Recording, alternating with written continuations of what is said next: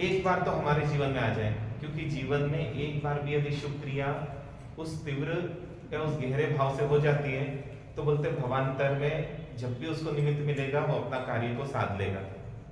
तो उसमें अपन ने समझा कि सबसे पहले हमें कुछ दोष है, और वो दोष ही है ना हमारे उन भावों को लाने में सबसे बड़े बाधक है।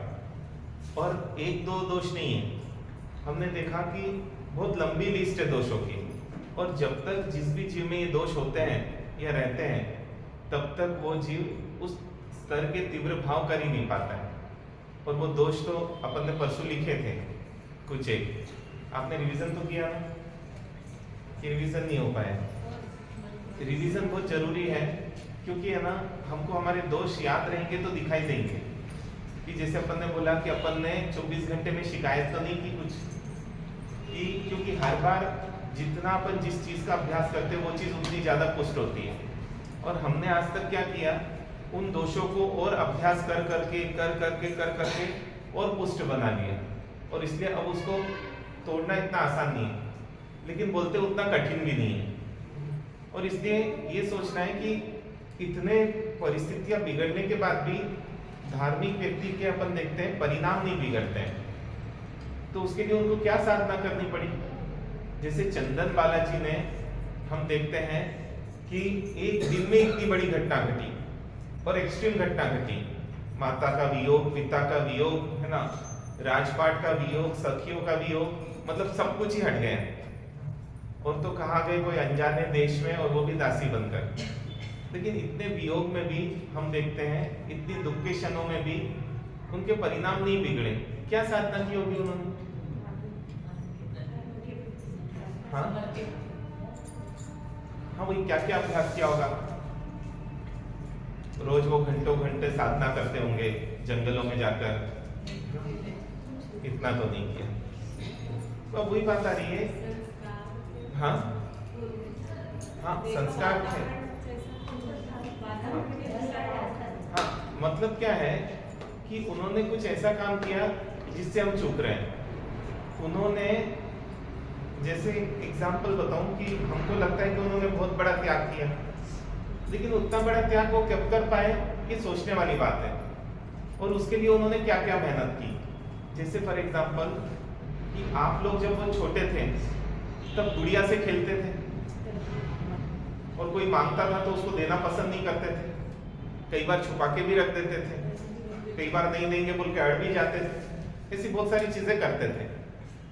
लेकिन आपको इतनी जो चीजें पसंद थी उसका आपने त्याग कैसे कर दिया? और किस दिन त्याग किया आपने? शुक्रवार, शनिवार, ये सन फला फला था। हाँ, जब उस डॉल की जगह किसी दोस्त ने ले ली। हाँ, लेकिन वो डॉल कैसे छूट गई? हाँ, ये तो सही है कि दूसरे ने ले ली, लेकिन फिर भी है ना, तब भी बहुत थे, दोस्त भी थे तब, लेकिन डॉल तो डॉल की जगह थी। अपन देखते हैं दोस्त तब भी थे, माता पिता तब भी थे, बाकी सब चीजें तब भी थी। उस समय आसक्ति ज्यादा थी। वही आपने उस आसक्ति को तोड़ने के लिए कौन सी साधनाएं की? घंटों घंटों ध्यान किए, ये डॉल मेरी नहीं है, मैं डॉल की नहीं हूँ, ये डॉल अनित्य है ना, ये डॉल मेरी रक्षा नहीं कर सकती है।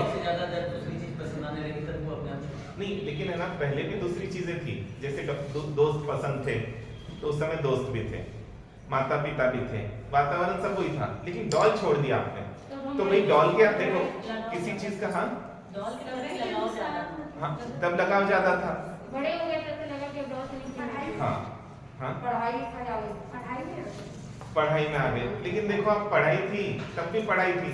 देखिए एक बच्चे के लिए एबीसीडी की उतनी पढ़ाई है जितनी एक व्यक्ति को नीट की पढ़ाई है, ऐसा मान के चले, क्योंकि उसके एज के हिसाब से उसको पढ़ाई थी। देखो आप सब सही बोल रहे हैं ना, लेकिन मैं क्या है आप लोगों को घुमाता इसलिए हूँ क्योंकि ताकि है ना आपका माइंड है ना स्टार्ट हो जाए और आप लोग चिंतन कर सके, इसलिए इतना घुमाता हूँ। और बोला आप सब सही रहो, लेकिन इतना तो पक्का है ना, आपने उसके लिए घंटों घंटों ऐसी साधना नहीं की बैठकर कि मैं भिन्न हूँ, डॉल भिन्न है, ऐसी तो कोई साधना नहीं की। ये तो पक्का मान रहे हैं अपन सब कि आपने से किसी ने ऐसा किया कि बहुत पुरुषार्थ किया ना, फिर क्या किया, उस डॉल के जाके मारा, सर से पचकान लिए, मारा सा आज के बाद मैं डॉल से दूर रहूंगी, ऐसा कुछ भी नहीं किया। लेकिन डॉल छूट गई, ये भी बात सत्य होती। क्यों छूटी? हम देखें कि असल में जैसे इन्होंने बताया ना कि जब हम बड़े हो जाते हैं तो वो चीजें अपने आप ही छूट जाती हैं, और बड़े हो जाते मतलब जब हमारे पास समझ बढ़ जाती है तो ना समझी वाले कार्य अपने लिए करना कठिन हो जाते हैं। समझ रहे हैं ना? क्योंकि है ना, हम देखकर खुश तो हो सकते हैं किसी को नासमझी वाले कार्य कर कर, लेकिन अब हमारे लिए संभव नहीं है। लेकिन संभव क्यों नहीं है? क्योंकि जैसे हमारी समझ बढ़ जाती है उसके बाद वो काम करना हमारे लिए बहुत कठिन हो जाता है। जैसे मान लो कि जब आप 2-3 साल के थे तो इतने वो जो बच्ची शान पे थी उठते तो आप में से कोई नहीं बैठता होगा, सब है ना इधर घूमते होंगे। लेकिन उसके बाद देखो आप घूमते भी होंगे, चिल्लाते भी होंगे, कई बार बोलते भी पड़ता होगा भैया इधर साधे चल रहा, चुप रहो। लेकिन आज आपको वैसा करने बोले, आप कर सकते हो क्या? हाँ, ऐसे ही चिल्लाने के लिए, घूमने के लिए। समझ आ गई? हाँ अब समझ आ गई? हाँ, मतलब अब आप चाहकर भी नहीं कर सकते। समझ रहे हैं आप उस चीज को? मतलब चंदन बाला चाहकर भी भाव नहीं बिगाड़ सकती थी, भगवान चाहकर भी क्रोध नहीं कर सकते थे, क्योंकि समझ बढ़ने के बाद बचपना करना बहुत मुश्किल होता है। व्यक्ति चाहे भी तो नहीं कर सकता है। और हमारी क्या दिक्कत आ रही है, हम समझ बढ़ाने को छोड़कर बाकी सब करने राजी हो गए। और इस कारण से क्या हुआ कि आज भी हमारे लिए डॉल का आकर्षण वैसे ही है, क्योंकि हम तो बड़े हो गए, समझ वहीं रह गई। और चंदन बालाजी की क्या हुआ, चंदन बालाजी के सिर्फ इतना ही अंतर आया, उनकी समझ बढ़ गई। कोई बहुत साधना नहीं की उन्होंने, लेकिन समझ बढ़ने के बाद वो काम करना उनके लिए पॉसिबल ही नहीं हो पाता। क्योंकि आप सोचो ना, जब सैनिक राजा की समझ बढ़ी तो सोचो उन्हीं का बेटा उनको कोड़ों से मार रहा है, और उसके बाद भी उसके प्रति कोई गलत भाव नहीं। अपने को तो कोई दूसरा थोड़ा सा 2 शब्द बोल देना तो हमारे भाव बिगड़ते देर नहीं लगती। और सैनिक राजा पे तो कितनी बीती, उन्हीं के बेटे ने उनको जेल में डाल दिया। और इतना ही नहीं, खाने को भी नहीं दे रहा था, और इतना ही नहीं, रोज कोड़े भी मार रहा था 100-100। आप सोचो एक कोड़े की वेदना इतनी मानी जाती है, वो 100-100 कोड़े की वेदना क्या पीड़ा रहती होगी। अब तो बेटे के प्रति गलत भाव आना चाहिए ना, स्वाभाविक है ना, ह्यूमन नेचर नहीं है। हाँ, तो असल में है ना, ह्यूमन नेचर ये है ही नहीं। भगवान बोलते हैं ह्यूमन नेचर, क्योंकि है ना, पशु भी अपने उपकारी को है ना, या पशु भी किसी से सही होने तो उसके प्रति भी गलत भाव नहीं आ पाते जल्दी। ये हमने क्या किसी कौन सी आगम पढ़ लिए पता नहीं, जिससे हम बोलते हैं, क्योंकि भगवान ने मनुष्य का स्वभाव तो भद्र सरल ऐसा बताया था आगम में तो, लेकिन हमने तो पूरा उसका बदल दिया। क्योंकि हम वैसे नहीं है तो हम मान लिया कि शायद इंसान का स्वभाव ऐसा नहीं है, हम इंसान से थोड़े नीचे आ गए, ऐसे मान के चले। लेकिन मुझे तो बस ये बताना है कि आप देखो, उन्होंने कोई साधना नहीं की, उसके बाद भी उनके परिणाम बिगड़ ही नहीं पाए। इतना बुरा, इतना, और देखो पराया करे तो भी उतना नहीं लगता है। उनके साथ तो किसने किया? अपन चंदन बालाजी के साथ मान सकते वो मूला पराई थी, लेकिन यहाँ तो उसके पिता भी नहीं थे सैनिक राजा के। कौन थे? बेटा। और जिस बेटे की उन्होंने क्या की थी, जान बचाई थी, है ना, उसको फेंक दिया था ना उनको माँ ने जन्म होते ही, फिर भी उनकी जान बचाई। और जान बचाने के बाद भी उपकार भी नहीं गिनाया, मेरे तेरी जान बचाई और तू मेरे साथ इतना गलत व्यवहार कर रहा है, बोला ऐसा? वो तो जब उन्होंने बोला उनकी माँ ने कि तुझे ऐसा बचाया गया था, तब उनको एकदम से पता चला, अच्छा मेरे पिता ने मेरे लिए इतना किया था। तो इसका मतलब क्या है, साधना तो पहली साधना है समझ बढ़ाने की, और हम उसको छोड़कर हम देखो सभी चीजें करने राजी है ना। इसका ये मतलब नहीं कि दूसरी चीजें नहीं करना। देखिए बार बार क्या है, आपको ये हमेशा ध्यान रखना है कि अगर हम एक चीज को मुख्य कर एक चीज को गौण कर रहे हैं तो सिर्फ उसको स्पष्ट बताने के लिए गौण कर रहे हैं। हम ये नहीं बोल रहे कि आप रात्रि भोजन छोड़ दो, हम ये नहीं बोल रहे कि आप है ना मतलब सामायिक छोड़ दो, बस ये बताना चाह रहे हैं कि आप इसी को धर्म मान लिया आपने, जबकि भगवान बोलते हैं कि पहला धर्म है समझ को सुधारना, क्योंकि जब तक समझ नहीं सुधरेगी तब तक आचरण सुधर ही नहीं पाएगा। क्योंकि वो छोटा बच्चा है ना, उसको मम्मी कितना ही समझा ले, देख चॉकलेट खाने से दांत खराब होते हैं। अच्छा वो भी बोलता है चॉकलेट खाने से दांत खराब होते हैं, लेकिन मन तो उसका बोलता है फिर भी खा ले, फिर भी खा ले। ऐसे अपन ने भगवान की बातें रख ली, देखो क्रोध से बहुत नुकसान होता है, क्रोध से बहुत पाप बंद होता है, फिर भी एक मन बोलता है कर ले, अभी तो काम होगा ना, अभी तो काम निपटा है, बाद में प्रायश्चित ले लेंगे। तो इसका मतलब हमको पहली साधना करनी है और आसानी से आगे बढ़ना है। अगर हमको डॉल का त्याग करना है तो डॉल का चिंतन नहीं करना है, हमको ये समझ लेना है कि डॉल व्यर्थ है, और जैसी डॉल व्यर्थ लगेगी अब उसका याद भी नहीं आएगा। इसलिए आप देखो कि आपको तारीख भी याद नहीं है किस दिन आपने वो डॉल छोड़ी थी, लेकिन आपको याद है किस दिन आपने ये चीजें छोड़ी थी। मतलब छोड़ी और वो चीज याद है, इसका मतलब अभी भी वो चीज महत्व रखती है, क्योंकि छोड़ने के बाद वो चीज याद ही, व्यर्थ की चीजें कहाँ याद रहती छोड़ने के बाद, और कब छूट जाती पता ही नहीं चलता है। छोड़ने के बाद भी कोई चीज कब याद रहती है? हाँ, जब उसका महत्व लगता है कि मैंने कितना बड़ा काम किया, मैंने कितनी बात, और आपने साहस जुटाई उस चीज को छोड़ने के लिए। महाराज साहब चाय का त्याग करना है, त्याग करना है, मतलब अब ताकत जुटाई, तब जाके क्या हुआ, छोड़ पाया। लेकिन वो फिर भी द्रव्य से ही छूट पाया, भाव से नहीं छूट पाया, इसलिए आपको छोड़ने में मेहनत लगी। लेकिन हाँ बोलते जैसे क्या है, सूखा पत्ता टूटकर अपने आप ही गिर जाता है, ऐसे ही बोलते हैं कि जब वो समझ बढ़ जाती है तो आसक्ति ऐसे ही सूख जाती है, और जब आसक्ति सूख जाती है तो बोलते जैसे टूटता वो पत्ता टूटकर पीला पत्ता गिर जाता है, ऐसे ही बोले वो चीज अपने जीवन से अलग हो जाती है, और इसलिए वो डॉल एक दिन अपने जीवन से अलग हो गई।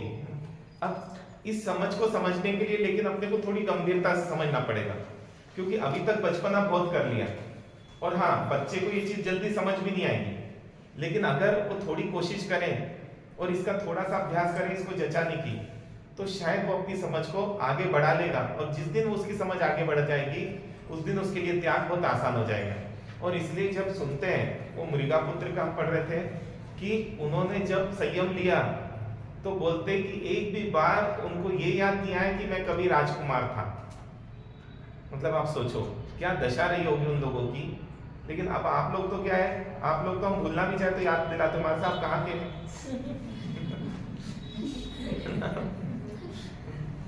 आपने संसार में कितनी पढ़ाई की थी। मतलब मुझे तो लगता है कि कोई महाराज साहब लोग भूलना भी चाहे ना तो अपने श्रावक शालिका इतने जबरदस्त है कि हम आपको संसार भूलने नहीं देंगे। क्योंकि सोचो ना, पूछते ही क्यों है अपन, लेकिन क्या है कोई नहीं, अपन अभी बच्चे हैं और बच्चा बच्चे वाली हरकत ही करेगा। थोड़ी देर नाटक कर सकता है बच्चा, पापा का कोट, पापा के जैसे कपड़े पहन के पापा पापा बोल के नाटक कर सकता है, लेकिन फिर तो क्या होगा, थोड़ी देर बाद वापस है तो बच्चा इसलिए अपने पे आ जाएगा। ऐसे ही हम भी क्या थोड़ी देर के लिए तो कुछ कर सकते हैं नाटक, लेकिन वापस हम देखते जहां थे हम वहीं पर आ जाते हैं। और इसलिए आज से 4-5 दिन हम एक कंसेप्ट को लेकर, एक सोच को सुधारने के एक तरीके को लेकर समझने की कोशिश करेंगे। लेकिन बस इसमें इतना ध्यान रखना है, इसमें आधा अधूरा नहीं सुनना है, इसको गहराई से सुनना है। फिर इस पर आपको भी खुद प्रश्न करने पड़ेंगे। फिर ये भी है कि आपको है ना, जब तक पूरा हम नहीं बोलते कि अब आपको ये चीज समझ आ गई है, तब तक आपको दूसरे से चर्चा नहीं करनी है। क्योंकि क्या तत्व है ना, बोलते ये हीरे जैसे हैं, इसको हर किसी को बांटने को मना किया गया है। क्यों मना किया गया है? क्योंकि वो अर्थ का अनर्थ नहीं कर ले।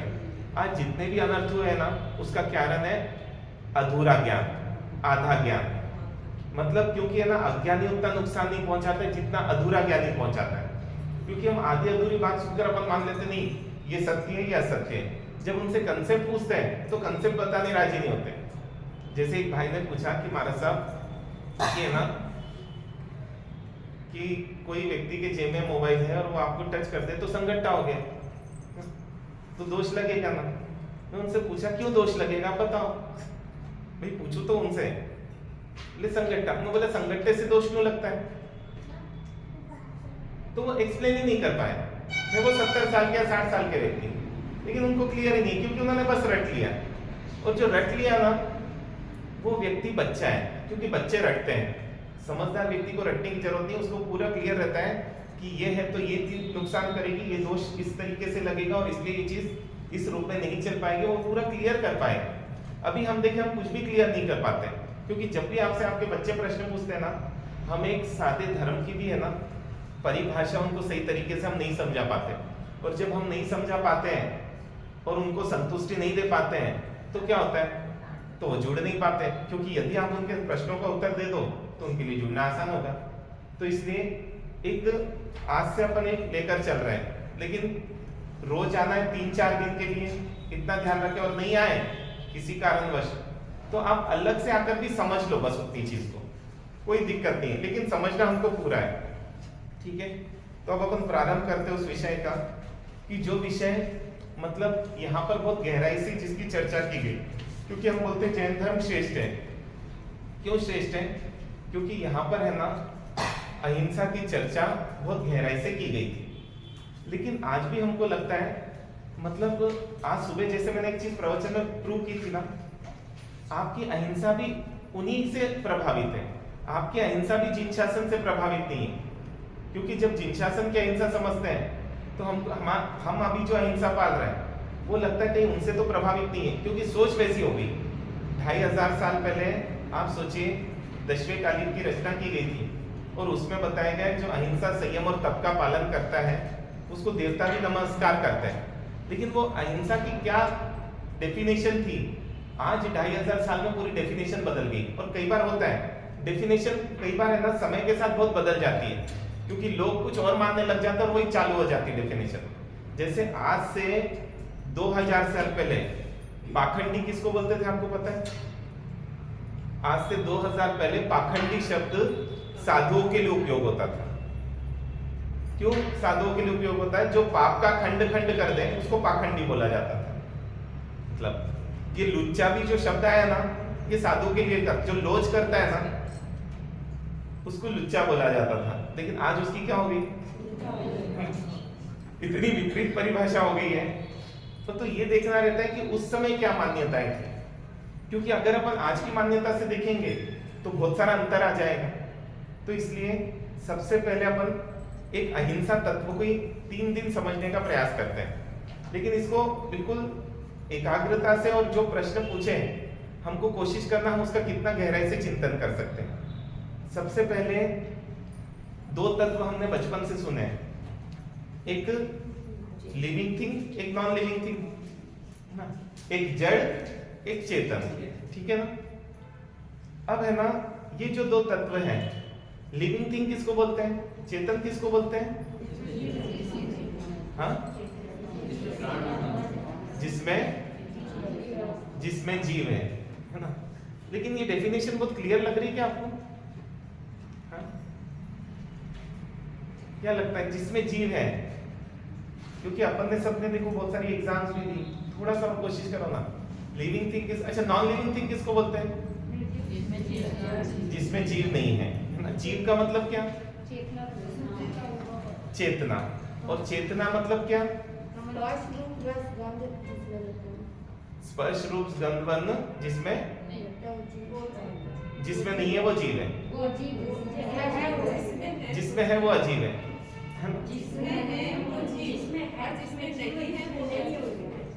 स्पर्श रस गंध वर्ण ये जिसमें है वो क्या है? वो जीव है। हाँ? हाँ? ये तो पुद्गल के लक्षण है ना, स्पर्श रस गंध वर्ण ये पुद्गल के लक्षण है। और पुद्गल क्या है? ये तो है ना बहुत पहले से अपने को चालू करना पड़ेगा। मैं तो सोचा था सीधा अपन है ना टॉपिक पे आ जाएंगे, लेकिन कुछ मुझे लग रहा है कि ABCD से शायद स्टार्ट करना पड़ेगा। फिर से समझे? हाँ नहीं, चेतना है, लेकिन चेतना को और स्पष्ट करें। हाँ, जिसमें ज्ञान है। हाँ, जिसमें ज्ञान है वो जीव है, मतलब जो ज्ञानवान है वो जीव है, और जिसमें ज्ञान नहीं है वो अजीव है ना, निर्जीव है। जिसमें वर्ण गंध रस और स्पर्श है वो क्या है? वो अजीव है, पुद्गल है। और जिसमें ये नहीं है और ज्ञान है मात्र, जिसमें इच्छा है वो कौन है?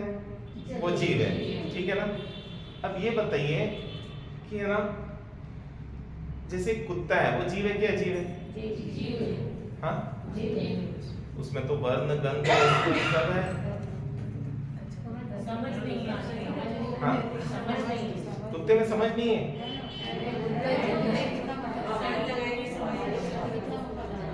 चलो मेरे को पहले मैं जीव अजीव की परिभाषा एक बार क्लियर करता हूँ, ताकि है ना, नहीं तो मुझे लग रहा है आगे जाके अपन बहुत गड़बड़ा जाएंगे।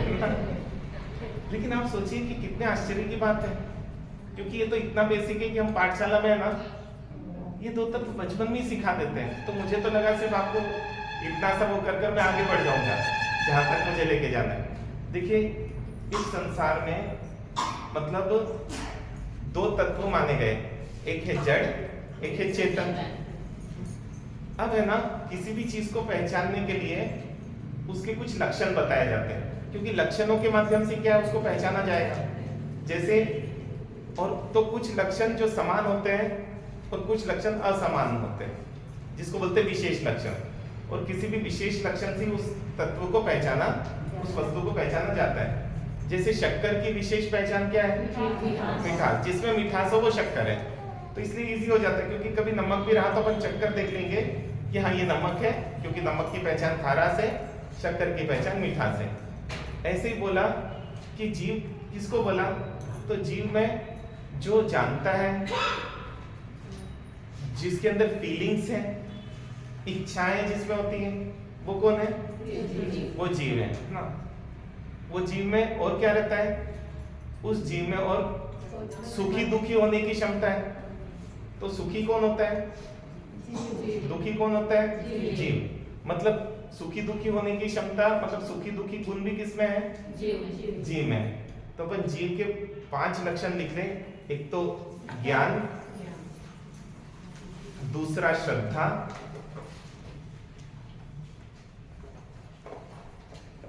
दूसरी श्रद्धा मतलब जैसे आम बहुत टेस्टी होता है, ये अपने को श्रद्धा है, तो इसको बोलते हैं श्रद्धा।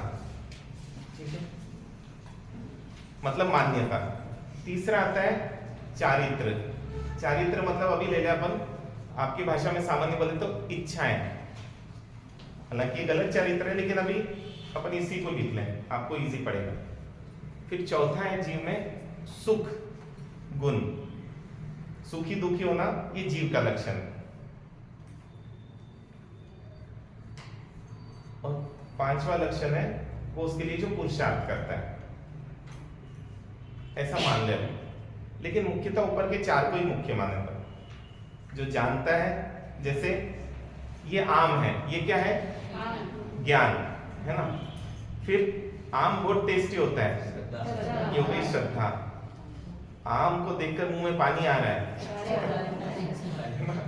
ये चारित्र है ना। और क्या है कि आम खाया और सुखी हुआ, ये हो गया। और आम खाने का जो पुरुषार्थ के भाव आए, इसको मैं लेकर आऊं और खाऊं, ये हो गया पुरुषार्थ। ठीक है ना, ये क्लियर है। अब है ना, नीचे पुरुषार्थ को तो थोड़ी देर के लिए छोड़ दे, ये 4 को पकड़ के रखना है। ये चारों पुद्गल में है क्या? ज्ञान पुद्गल में है?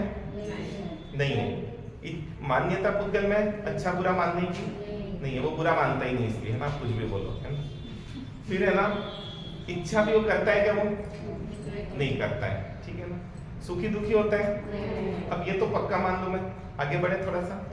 दूसरा आता है पुद्गल, अचेतन। अचेतन भी 5 होते हैं, पर अभी 5 को नहीं लेते हैं क्योंकि लंबा समय हो जाता है। उसमें अपने को जिससे दिक्कत है, पुद्गल बोलते हैं उसको अपन। पुद्गल मतलब जो जुड़ता है और बिगड़ता है, उसको बोलते हैं पुद्गल। पुद्गल के 4 लक्षण बताए गए, जिसमें रूप है ना, जिसमें गंध है, जिसमें रस है और जिसमें स्पर्श है। रूप, रस, गंध और स्पर्श, ये 4 चीजें। ये 4 चीजें जिसमें भी मिले उसको हम क्या मानेंगे? उसको पुद्गल हम मानते हैं। ठीक है। हाँ, अब है ना, ये टेबल क्या है? पुद्गल पक्का। ठीक है, ये क्या है? पुद्गल। ये पुस्तक, ये पन्ना क्या है? पुद्गल। और ये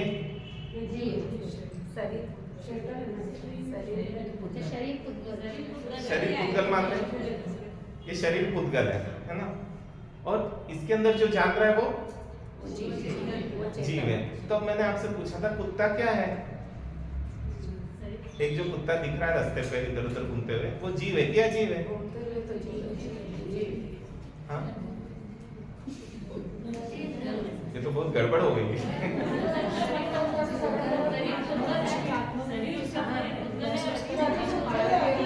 हाँ, उसका शरीर पुद्गल है और उसके अंदर रहने वाले, मतलब जो कुत्ता मरा हुआ है वो पुद्गल है। अब उसके अंदर जो आत्मा जो दिखाई नहीं दे रही, जो जान रही है, वो कौन है? जीव। अब है ना, कुत्ते को भी अपन जीव बोल देते एक शब्द में, लेकिन एक्चुअली में है ना, कुत्ता जीव नहीं है, कुत्ता तो पुद्गल है। उसके अंदर जो आत्मा है ना जानने वाली, वो जीव है। लेकिन अब क्या बच्चे को तो अपन सामान्य भाषा में क्या समझाते थे? कुत्ता लिविंग थिंग है, ये बिल्ली लिविंग थिंग है, ये इंसान लिविंग थिंग है। तो उसको इतना ही मोटा समझाना इजी पड़ता था, उसको इतना डिटेल नहीं। लेकिन थोड़ा बड़ा होने के बाद हमको ये क्लियर रहना चाहिए कि जो कुत्ता है जो दिखाई दे रहा है वो तो नॉन लिविंग थिंग ही है, पुद्गल ही है। उसके अंदर जो जानने वाला तत्व है वो जीव है। हाँ, अब उस जानने वाले तत्व के कारण उस कुत्ते को भी जीव बोल दिया जाता है। जैसे क्या है कि एक व्यक्ति मिठाई का पैकेट लेके आता है, तो अपन उस पैकेट को भी क्या बोल देते हैं? मिठाई। पैकेट मिठाई है क्या? लेकिन क्या होता है व्यवहार भाषा में, जैसे घी की गिलोड़ी बोल देते हो, अब घी की गिलोड़ी होती नहीं, लेकिन क्या है, अब उतना मैं बोलूं कि जिस स्टील की गिलोड़ी में घी रखा हुआ है वो गिलोड़ी लेके आओ तो एक लंबा बहुत है। इसलिए क्या था कि एक उसके शॉर्ट वो बना दिए गए। अब हम उसके मर्म को नहीं समझ पाए और वो बच्चा पूरा किचन में घूम लिया, घी की गलोड़ी नहीं मिल रही है, स्टील की मिल रही है, पीतल की मिल रही है। मतलब उसने शब्द तो पकड़े लेकिन शब्द के मर्म को नहीं पकड़ा। आज जिन शासन में जितने झगड़े हैं ना, वो उन शब्दों को पकड़ने के कारण है। अगर शब्दों के मर्म को पकड़ लेना तो कहीं कोई झगड़ा संभव ही नहीं है, ये मान के चले। ठीक है, अब बात आई कि ये क्लियर हो गया, आगे बढ़े थोड़ा सा। अब बात आई कि अहिंसा को समझना है तो पहले अपन हिंसा को समझते हैं। अब हिंसा किसकी, पहले तो ये प्रश्न आया, क्योंकि भगवान ने बोला किसी की भी हिंसा नहीं करना। तो क्या हम किसी की हिंसा कर सकते हैं क्या? जैसे मान लो कि आत्मा अजर अमर अविनाशी, ये सुना है आप लोगों ने? हाँ, तो फिर उसको एक्सप्लेन नहीं करता हूं। उसको कोई मार सकता है क्या? तो आत्मा की हिंसा हो सकती है क्या? नहीं हो सकती। ठीक है, अच्छा, शरीर तो मरा ही हुआ है, कभी जिंदा था ही नहीं। हाँ, अच्छा, मतलब क्या है, इस टेबल में अगर आत्मा घुस जाए तो ये टेबल जीवित हो गए। हाँ, तो ये शरीर क्या है? हाँ, दो मिले। मैं तो बोल रहा हूँ शरीर जिंदा है कि मरा हुआ है अभी मेरा? हाँ? अरे लेकिन जीव तो अलग है ना। अच्छा ये बताओ, ये शरीर जीव है, ये कपड़े ये भी तो मेरे साथ ही है। मैं चलता हूँ तो ये भी चलते हैं, मैं हिलता हूँ तो ये भी हिलते हैं। हाँ हाँ, शरीर पुद्गल है, तो शरीर जिंदा है कि मरा हुआ है? हाँ?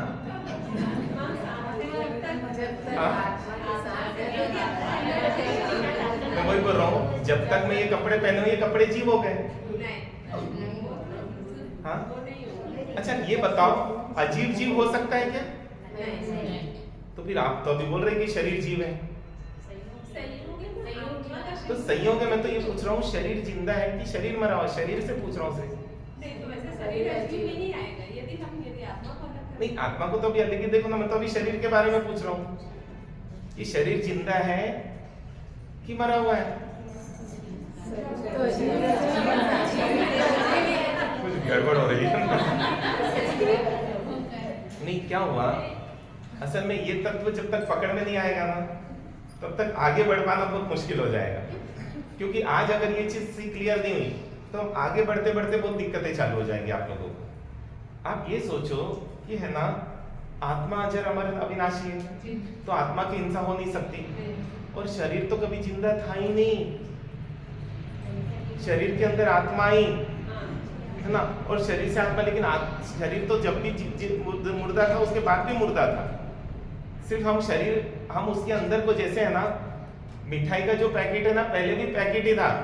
ऐसा नहीं कि मिठाई उसके अंदर रख तो पैकेट मिठाई बन गया। पैकेट हमेशा पैकेट ही था, लेकिन हाँ, जब तक मिठाई थी तब तक अपन उसको पैकेट को भी मिठाई बोलते थे, लेकिन हमको क्लियर था पैकेट मिठाई नहीं है। हाँ, तब तक उसको है ना मिठाई के भाव में खरीदते भी थे। वो पैकेट भी कितने भाव में मिलता है? अगर 300 रुपए किलो मिठाई है तो पैकेट भी कितने रुपए किलो हो गए? 300 रुपए, क्योंकि उसका मोल है। लेकिन हमको पता था मिठाई खाते ही अपन क्या करते थे, पैकेट फेंक देते थे, क्योंकि हमको क्लियर था पैकेट अलग है और मिठाई अलग है। यहाँ पर यही दिक्कत आ रही है कि मैं आपसे यही पूछ रहा हूँ, अभी भी इसके अंदर जो आत्मा है वो इस शरीर से अलग है कि नहीं है? वास्तव में तो एक में एक तो हुई नहीं कभी। जड़ कभी चेतन और चेतन कभी जड़ हो सकता है, ये भी आप लोगों को क्लियर है। तो मैं वही पूछ रहा हूँ, ये शरीर अभी जिंदा है कि मरा हुआ है? हाँ, क्योंकि शरीर जिंदा कभी हो ही नहीं सकता। तो मैं वही बोल रहा हूँ, मरे हुए की कैसी हिंसा की जा सकती है? अरे भाई, जो आत्मा है, हाँ?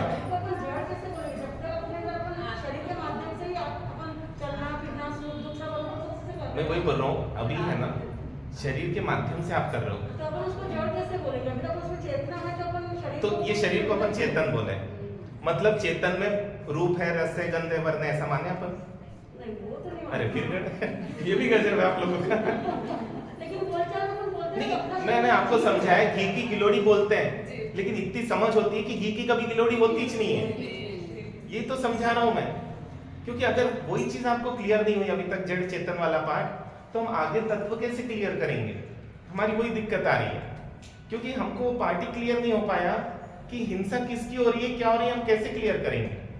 वो जो छोटा पप्पू है ना, वो वही बोलता है कि दादाजी झूठ बोल रहे थे, क्योंकि मम्मी बोल रही कि पैकेट है और दादाजी बोल रहे थे मिठाई है। दादाजी भी सही बोल रहे थे, मम्मी भी सही बोल रही थी, लेकिन दादाजी व्यवहार भाषा बोल रहे थे, मम्मी निश्चय भाषा बोल रही थी। तो हमको दोनों चीजें तो क्लियर रहनी चाहिए, तभी तो हम कार्य कर पाएंगे। आप सोचे ना कि इस शरीर में आत्मा घुसे तो इस शरीर को चेतन कैसे बोलेंगे? बोलते हुए भी हमको पता रहता है कि हम चेतन उसके अंदर की आत्मा को ही बोल रहे हैं, इसलिए जब शरीर रह जाता है और आत्मा चली जाती है तो क्या बोलते हैं अपन? हाँ, तो वो तब निर्जीव है, तो अभी सजीव बोले उसको। मैं यही पूछ रहा हूँ, तो क्या नहीं? एक चीज है, व्यवहार भाषा में आप घी की गिलोड़ी बोलेंगे, मानेंगे क्या? आप ट्रेन में है ना, किसी व्यक्ति को बोलो भैया थोड़ा बाजू सरकना, और वो सही में आपको अपनी बहन मान के आपके घर आने लगे तो आप क्या बोलोगे भैया? तो बोलना अलग होता है और मानना अलग होता है, ये तो क्लियर होना चाहिए ना। अब वो बोले नहीं, आपने मुझे भाई बोला है, अब तो मैं आऊंगा आपके घर, तो आप क्या बोलोगे?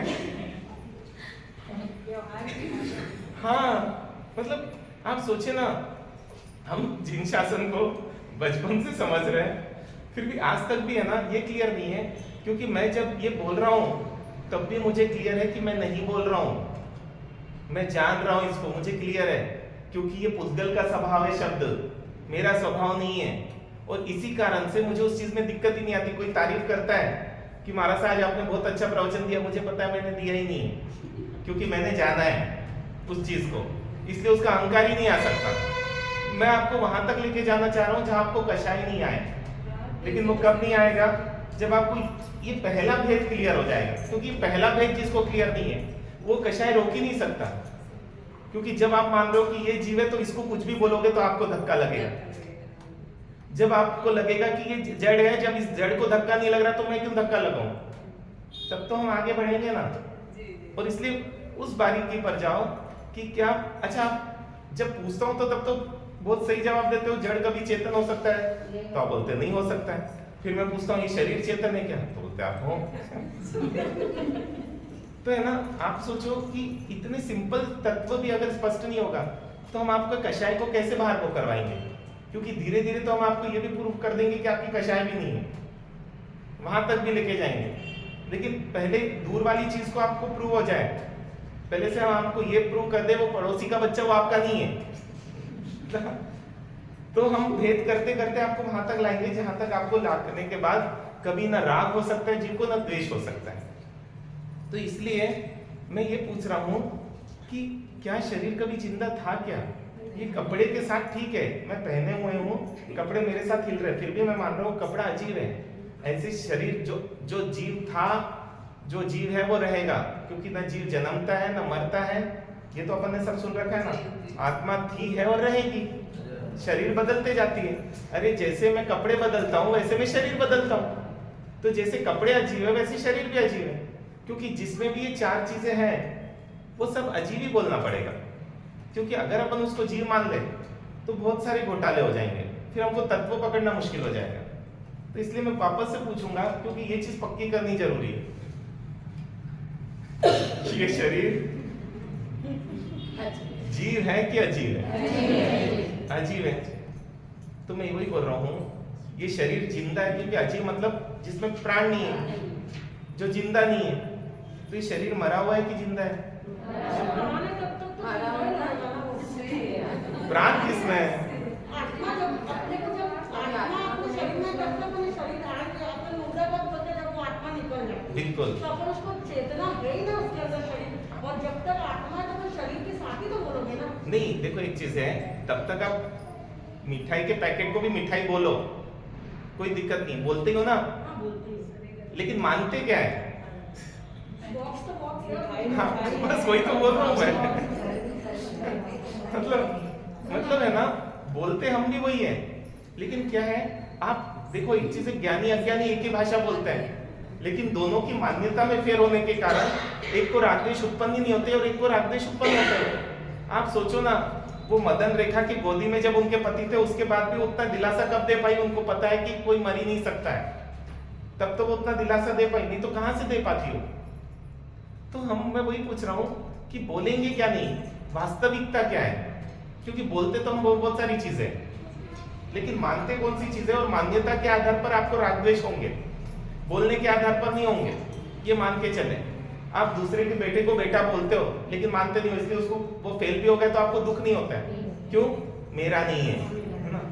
लेकिन अपने बेटे को जब बेटा बोलते हो और फेल होता है तो दुख होता है, क्यों? हाँ, इसका मतलब बेटे से दिक्कत नहीं है, मेरे बेटे से दिक्कत है। ये क्लियर है ना? तो ऐसे ही मैं पूछ रहा हूँ वापस से नहीं, क्योंकि ये पहली चीज क्लियर होना, क्योंकि ये चीज आपको 24 घंटे एक बार घोटनी पड़ेगी कि मतलब ये जो शरीर है ये जीवित है कि मरा हुआ है। जब तक शरीर तो नश्वर मतलब नाशवानी है, मतलब शरीर तो शाश्वत नहीं है, लेकिन जब तक उसमें आत्मा है तब तक अपन उसको बोलते कहाँ है कि निर्जीव है, जीव चलेगा। वापस से गाड़ी अटकी है। नहीं देखो, एक चीज मैं वही बोल रहा हूँ कि आप भाई को भाई बोल रहे हो तो मान क्यों नहीं रहे हो? मानते भी ना, मतलब अपन जानते हैं कि मुद्दा होने का तो नाशवानी है, उसका तो रखेंगे नहीं तो वही बोल रहा हूँ, आपने वो ट्रेन में भाई को भाई बोला, वो आपको अब अपनी बहन मान लिया, तो बोलते मैं तो बोलने के लिए बोला था, सरकने के लिए भाई बोला था, मानने के लिए नहीं बोला था। जैसे मान लो कि ऐसे तो बहुत मुसीबत हो जाएगी कि मान लो मैं आपके घर आऊं और आप, मैं पूछूं ये किसका घर है और आप बोला हमारा सा आप ही का है, मैं बोलूं आपको बाहर निकलो। भाई जब मेरा है तो आप बाहर निकलो, तो आप क्या बोलोगे? हमारा ये तो है ना व्यवहार भाषा बोलने के लिए कि आपका है, लेकिन मेरी मान्यता में तो क्या है? नहीं, वो चीज आप फरमाए वो समझ में आया, तो आप मान्यता, लेकिन अपन जो बोलते हैं ना, नहीं तो आप बोलने पे मत जाओ ना, इसी में तो दिक्कत आ रही है ना अपने को, रागद्वेष इसी कारण से हो रहे हैं। तो अपन ऐसा मानेंगे अपना शरीर निर्जीव ही है, निर्जीव ही है ना। अरे या तो फिर मानो कि जड़ चेतन हो सकता है, या तो मानो पैकेट भी मिठाई है, या तो मानो रेपर भी है ना, चॉकलेट है, तो बोलेंगे चॉकलेट ही उसको, ये चॉकलेट है, लेकिन उसको भी क्लियर है रेपर अलग है, और रेपर की कीमत चॉकलेट है तब तक है, ये भी क्लियर है। ये तो वेदांत की परिभाषा तो ऐसे ही करते हैं ना, मतलब जड़ जैसे टावर और इसका क्या वो छोटा वो जिसमें चल फिर सकता है, जो सुख दुख अनुभव कर सकता है, वही चेतन है, पर यही तो बात करते हैं। हाँ। और टावर वाले जिसमें कोई आत्मा ही निर्जीव है, जिसका सरल गलत विदोषण है। हाँ, असल में क्या है, जब आप छोटे बच्चे थे तब ये समझाया गया था, क्योंकि इतनी गहरी चीज आपको समझाई नहीं जा सकती थी उस समय, है ना। क्योंकि आज ही सोचो मेरे को समझाने में कठिन पड़ रहा है, तो जब आप है ना 5 साल के थे तब तो मैं समझा ही नहीं पाता था, ये समझ के चल रहे। और है ना, ये बिल्कुल बेसिक है। अब क्योंकि आप सोचो ना कि ये शरीर मतलब है ना, जैसे आप कार में बैठे हो लेकिन कार जड़ है, कार भले आप चला रहे हो और आप चला रहे इसलिए कार चल रही है, लेकिन आप मानोगे कार अलग है, मैं अलग हूँ, और कार अभी भी जड़ है, भले ही चल रही है, हिल फिल रही है। वो बच्चे को समझाया जाता है जो चलता फिरता है वो जीव है ना, लेकिन जो चलता फिरता है वो जीव है ये जरूरी नहीं, रोबोट भी चलता फिरता है। तो है ना, इसलिए उसके कुछ लक्षण बताए गए और किसी भी चीज को लक्षण के आधार पर पकड़ना पड़ेगा। और इसलिए मैं ये नहीं बताया कि सफेद शक्कर है, क्योंकि सफेद शक्कर बोलेंगे तो दिक्कत आएगी, मिठास जिसमें वो शक्कर है। तो आप देखो ना, अच्छा फिर ये देखो, इस शरीर को जब सुन्न कर देते हैं तो इसको कितना भी करो अपने को दर्द नहीं होता है। क्यों नहीं होता है? क्योंकि अभी वहां पर अपना ज्ञान नहीं जा पा रहा है, इसका मतलब वो चीज अभी भी जड़ है। अगर वो चेतन हो जाता तो अपने को पता चलता ना उसका ज्ञान, क्योंकि है तो आत्मा अभी भी उसी में। ये हाँ हाँ, और है ना, इसको और फिर इसलिए पक्का करना है क्योंकि यही चीज है ना हमको बहुत सारी चीजों से बचाती है। मैंने अभी एक एग्जांपल दिया ना कि मुझे ये पता है कि मैं नहीं बोल रहा हूँ, इसलिए वो अहंकार मुझे आ ही नहीं पाएगा, मुझे पता है इस चीज का लेकर, क्योंकि जब आज तक मैंने कुछ बोला ही नहीं है। और इसलिए कोई निंदा भी कर रहा है मेरी तो मुझे पता है वो मुझे देख ही नहीं सकता, तो मेरी क्या करेगा, और वो जिसको देख रहा है वो मैं नहीं हूँ, ये भी मुझे स्पष्ट है। तो ना मैं गोरा हूं ना मैं काला हूं, क्योंकि मैं ना जड़ थोड़ी हूं। और यदि कोई बोले कि महाराज साहब आपने बहुत अच्छा बोला, तो मुझे क्या बोल रहा है, आप जड़ हो। क्योंकि ना ये तो जड़ का गुण है। तो मुझे क्या बोल रहा है वो कि महाराज साहब क्या हो, जड़ हो। क्योंकि जड़ के ही लक्षण है बोलना, तो शब्द जो है जड़ का लक्षण है। तो इसलिए थोड़ा सा ना, हो सकता है पहली बार है थोड़ी देर, क्योंकि आगे मैं जब बढ़ूंगा तो ये चीज आपको पक्की होनी बहुत जरूरी है। ठीक है, इतना क्लियर हुआ। अब मतलब यहाँ पर है ना कौन कौन बैठे हुए, एक आप बैठे हुए, एक आपका शरीर बैठा हुआ है, मतलब यहाँ 30 लोग हैं तो 60 बैठे हुए हैं। 30 शरीर बैठी हुई है, 30 आत्माएं बैठी हुई है, नहीं अलग अलग है ना। तो क्लियर ही रहे ना कि अलग ही है, क्योंकि ये भानी आपको है ना भेद ज्ञान करवाएगा, नहीं तो आप भेद कैसे करोगे, क्योंकि मरने के बाद थोड़ी भेद ज्ञान होगा, जीते जी भेद ज्ञान होता है कि मैं भिन्न और शरीर भिन्न है और ये जड़ है और मैं चेतन हूँ। तो मैं वही पूछ रहा हूँ कि आत्मा को कोई मार सकता है? नहीं मार सकता। शरीर को कोई मार सकता है? हाँ? मरे हुए को कैसे मारेगा इंसान? देखो थोड़ा घूम रहे, मुझे पता है एक दिन घूमोगे आप कल, लेकिन जगह पे सब आ जाएंगे। मरे हुए को कैसे मार सकता है कोई? आप खुद सोचो ना। तो शरीर हमेशा से मरा हुआ था और आत्मा को कोई मार नहीं सकता है, क्योंकि मेरा प्रश्न मुझे वहां लाना है, तो फिर हिंसा किसकी? हाँ? प्राणों की हिंसा। अच्छा, 10 प्राणों की हिंसा हिंसा है। वो 10 प्राण किसके हैं? तो शरीर तो मरा हुआ है, वही तो बोल रहा हूँ।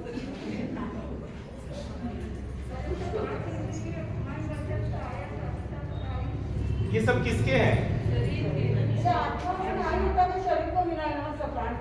नहीं, वही बता रहा हूँ, आत्मा भाव प्राण से जीती है। वापस से क्लियर करो, ज्ञान ही आत्मा का भाव प्राण है, दर्शन ही आत्मा का भाव प्राण है, चारित्र ही आत्मा भाव प्राण है, और आत्मा अपने भाव प्राणों से जीती है, द्रव्य प्राणों से नहीं जीती। सिर्फ द्रव्य प्राणी इसलिए आपको समझाने पड़े ताकि द्रव्य प्राणों से आपको पता चल जाए कि इसमें आत्मा है, क्योंकि आत्मा को पहचानोगे कैसे? तो आत्मा को पहचान, जैसे ना डब्बा भारी लग रहा मतलब मिठाई है ना, ये पहचानने के लिए बोला। अगर डब्बा 1 किलो का है तो मान लो मिठाई है। ऐसे ही बोला कि कोई हल्के झपका रहा है, कोई हिल रहा डुल रहा है, मतलब इसमें आत्मा है, और कोई हिल रहा डुल रहा नहीं है तो उसमें आत्मा नहीं है। ये समझाने के लिए वो चीज थी। लेकिन द्रव्य प्राण जो है ना वो जड़ी है, वो चेतन नहीं है। हाँ, उससे पता चल जाता है कि इसमें आत्मा है, सिर्फ इतना ही अंतर है, ये मान के चले।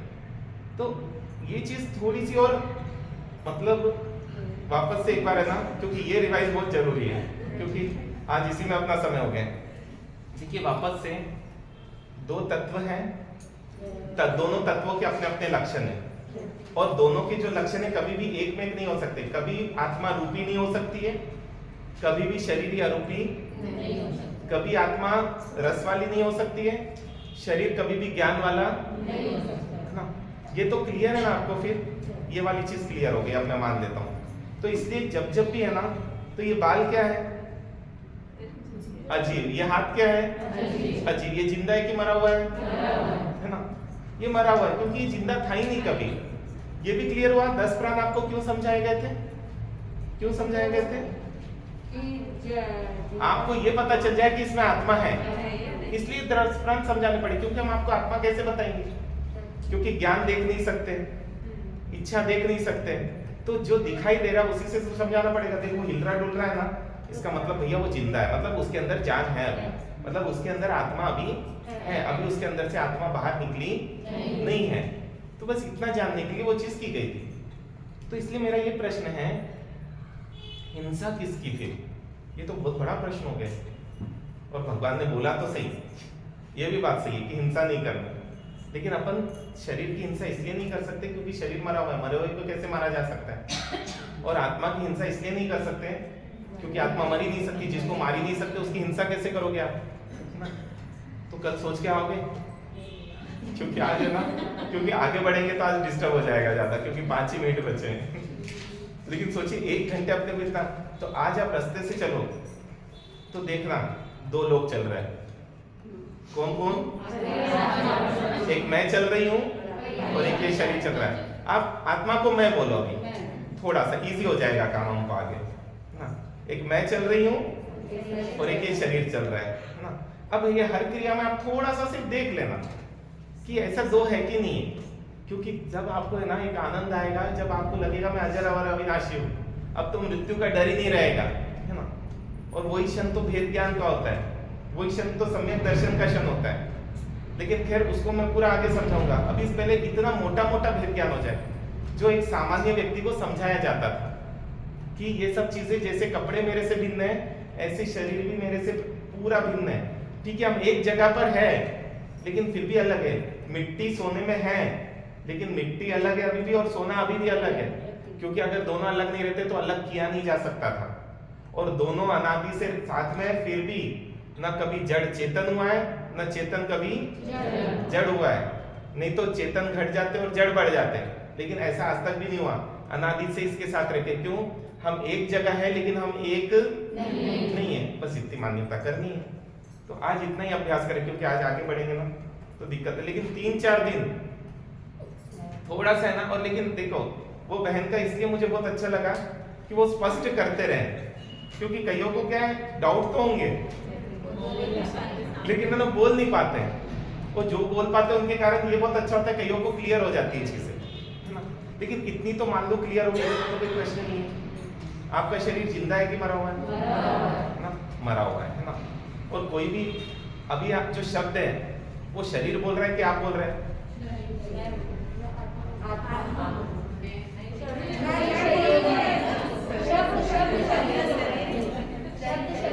शब्द शरीर बोल रहा है कि आप बोल रहे हो? शरीर बोल रहा है पक्का, है ना। अब शरीर को शरीर कुछ बोले तो अपन क्यों दुखी होते हैं? जब आपको किसी ने कुछ बोला ही नहीं है।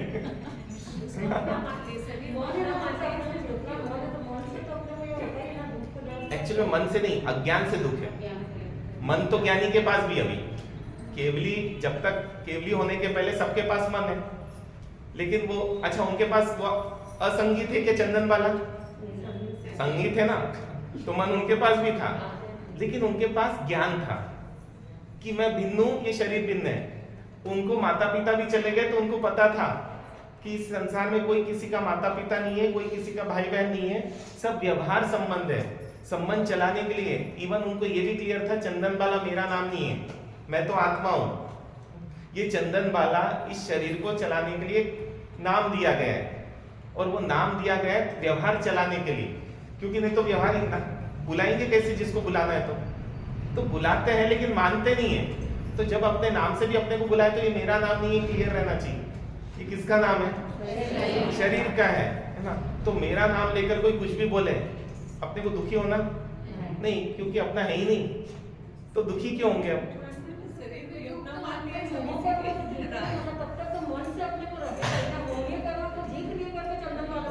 अच्छा, चंदन बाला ने मोहनियों को कैसे जीता? घंटों घंटों साधना की, बस। अरे इतनी सी बात है। और इसलिए मैंने उस समय से आपको चालू किया कि आपने मोह कैसे तोड़ा। ये तो यहाँ से तो स्टार्ट किया, गुड़िया के प्रति मोह तोड़ने के लिए आपने 12 भावना में से कितनी भावना लगाई? एक भी नहीं लगाई। गुड़िया से मोह टूटा कि नहीं टूटा? तो जब एक गुड़िया से टूट सकता है तो पूरे संसार से क्यों नहीं टूट सकता है? टूट सकता है, लेकिन ज्ञान जितना बड़ा लोगे उतना मोह टूट जाएगा। अरे एक झटके में मोह तोड़ते आप तो। ये कागज पे साइन करके दिया, कैश ले लिया घर का और ये साइन करके कागज दे दिया और एक झटके में आपका उस घर से मोह टूट गए। अब जल भी रहा तो आपको दुखी नहीं हो रहा है? क्यों नहीं हो रहा है? तो मोह तोड़ना कितना आसान है। आपको किससे मोह तोड़ना बताओ? अगर श्रावक जी से तोड़ना है तो डिवोर्स, और घर से तोड़ना है तो प्रॉपर्टी दूसरे के नाम कर दो। कितना इजी काम है। आप बताओ मेरे को मोह तोड़ने के बहुत उपाय हैं। बस किसके तोड़ना चाहते हो वो क्लियर, और 1 सेकेंड में टूटेगा। बोलते ना बहुत कठिन काम है भाई। 50 साल से जिस घर में रह रहे थे, है ना, वो 50 लाख का घर 1 करोड़ में बिकने लग गया, तो एक झटके में मोह टूट गया। उस घर के प्रति साइन करके दे दिया, और अब घर में किसी ने बोला अरे उस घर में आग लग गई है, तो भी दुख नहीं हो रहा है। मतलब मोह तोड़ना कितना आसान है, कठिन है। हाँ हाँ, नहीं लेकिन इससे तो मोह टूटा ना, एक के से तो तोड़ दिया। जो एक से तोड़ सकता है वो सबसे तोड़ सकता है, जो एक कदम चल सकता है वो सब कदम चल सकता है। इसलिए मैं बोल रहा हूँ अगर बहुत ही आसान तरीके से तोड़ना है तो साइन कर सब दे दो। पर मान लो रख कर तोड़ना है तो फिर अपन पूरी 3-4 दिन में प्रोसेस थोड़ी सी है ना समझने की कोशिश करते हैं। इतना ही बोल रहा हूँ मैं, है ना। ठीक है, ओम शांति शांति शांति।